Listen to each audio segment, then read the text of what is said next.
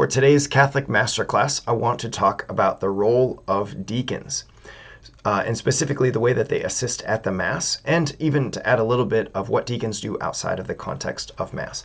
So your parish that you attend may or may not have a permanent deacon, may or may not have a transitional deacon. And just to kind of lay out that little distinction.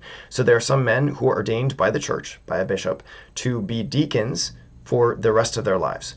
There are other men who are on their way toward the priesthood, and before you get to the priesthood, you have to be ordained as a transitional deacon. So they're ordained to be deacons for about a year, to assist in the life of the church as deacons for a year or so, sometimes maybe even a little bit less. And then eventually the plan is to ordain them to be priests. And even now in the life of the church, there's controversy about whether there actually should or should not be permanent deacons, but that's not really the scope of this particular class, this particular session. That's maybe a different topic for a different time, and I don't really have strong opinions about it anyways. So anyway, let's just talk about what deacons do. But to understand the role of the deacons, we actually have to go back to the Old Testament. Like with many things at Mass, we had a whole huge section on going back and comparing the Catholic Mass to the worship in the Jerusalem temple. So we're going to do this as well.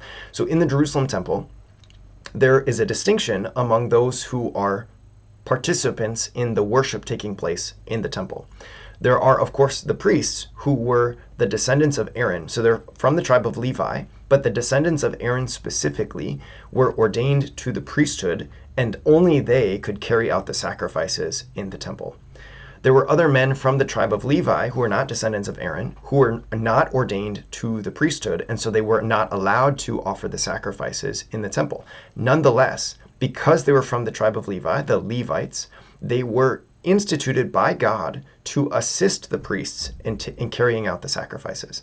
So the Levites, what did they do? They prepared what was needed, they cared for the sacred spaces, they supported the priests in carrying out the liturgies with reverence and order.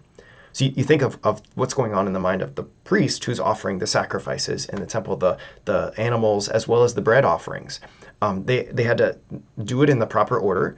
In the Mishnah and the Talmud, these ancient Jewish sources, they talk about how sometimes they had to recite the Ten Commandments, or they had to pronounce the sins of the people. Maybe they had to have different things in their mind. I don't know all of the regulations that they had, but nonetheless, they had stuff going on in their mind as well as carrying out the sacrifices in the appropriate way. That's a lot to keep track of. And so what a gift it was to have the Levites there to assist them in setting up all that was necessary so that they could focus, the priest could focus on the things that were necessary for them to focus on. The Levites could take care of some of the other details in the background. It's a great gift.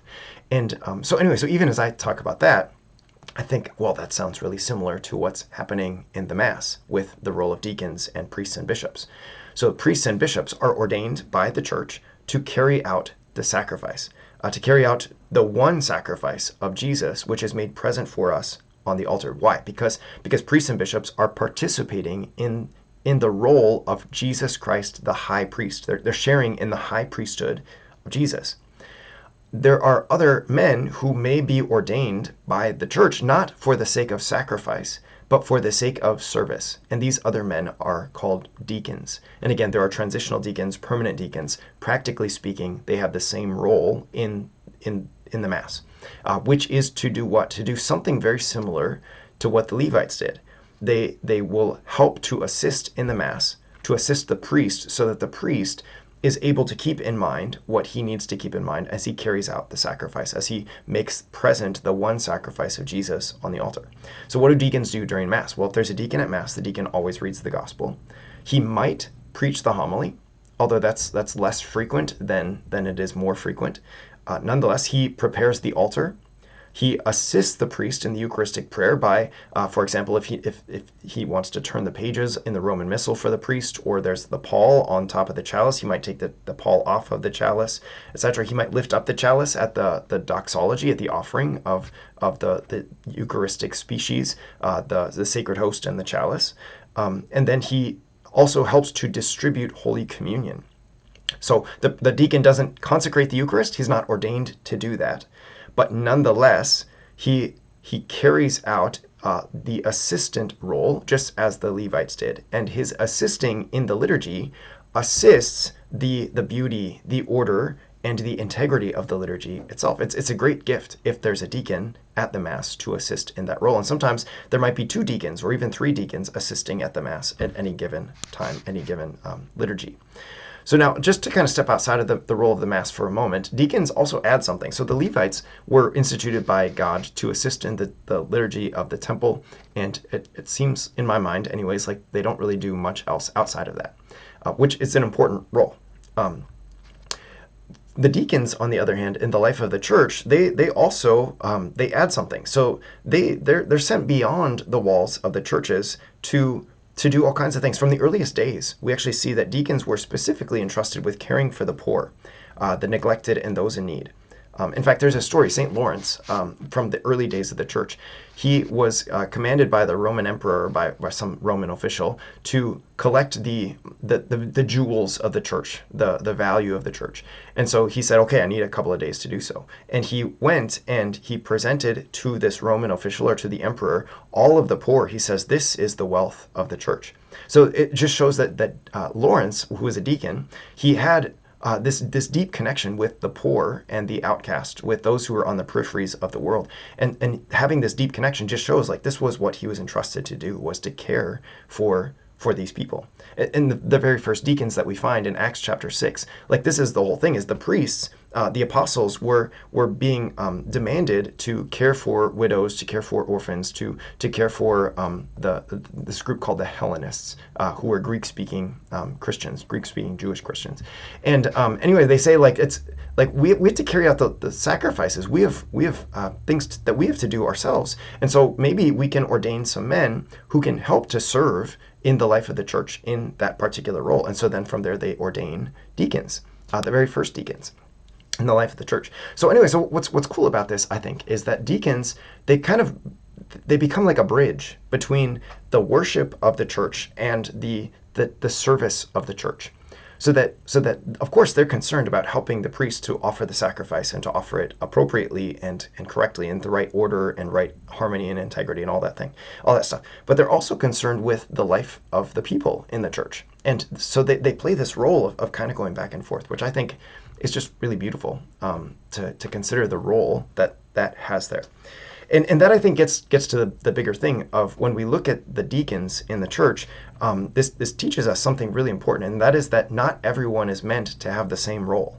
That there are people in the church who have the role of offering the sacrifice, and there are people in the church who have the role of assisting the sacrifice, and there are people in the church who have the role of uniting their sufferings to the offering on the altar. So that is the priests and the bishops, the deacons, and the lay faithful for that matter. We see this, that not everyone is meant to do everything. And that includes our worship. More than anything, it includes our worship.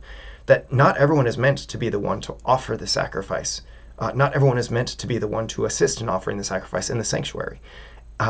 But nonetheless, we each have our own roles, our roles given to us by God, which are some to be priests and bishops, some to be deacons, and some to be members of the congregation. Nonetheless, to participate in the life of the church, to participate in the worship, is a beautiful thing that has its own distinctions, and I think that's worthwhile just to focus on, more than anything, to focus on what's going to help us as a church, and what's going to help me in my own individual role to glorify God. That's ultimately what I want everything to be aimed at. One last little point here. Practically speaking, deacons wear vestments that look similar to the vestments of the priest and the bishop, but are not exactly the same.